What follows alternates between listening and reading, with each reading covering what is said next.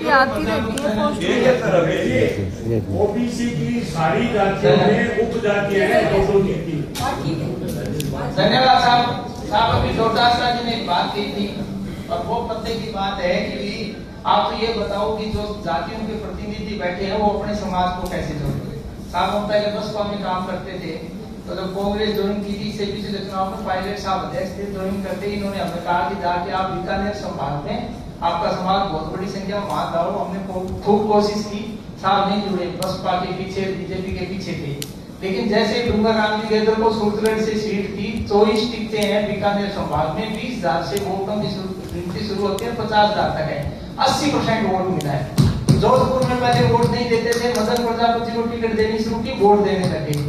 जयपुर संभाग एक बड़ा संभाग है, जैसे मैं पर्टिकुलर कौन की बात करूं, कुमार कुमाऊं का बड़ा है, तो जयपुर संभाग में भी कहीं न कहीं हम चाहे मुकेश वर्मा जी को देते या किसी और को देते, एक टिकट हम देते जहाँ बड़े संभाग है, तो मुझे लगता है जोड़ते। इसी प्रकार राजस्थान में जैसे 4-5 तो साहब ओबीसी की बड़ी जातियां आ गई जो अपना प्रतिनिधित्व ले लेती है। जाट समाज नंबर 1 है 1931 में, गुर्जर समाज दूसरी संख्या में है, कुमार कुमाऊं तीसरी में है, माड़ी सैनी चौथी में, यादव 5वीं। इनके अलावा 30% अदर ओबीसी है। मेरा ये मानना है कि साहब अभी डोटासरा साहब से मैं निवेदन करूंगा कि हम पंचायत और निकाय की टिकटें बांटेंगे।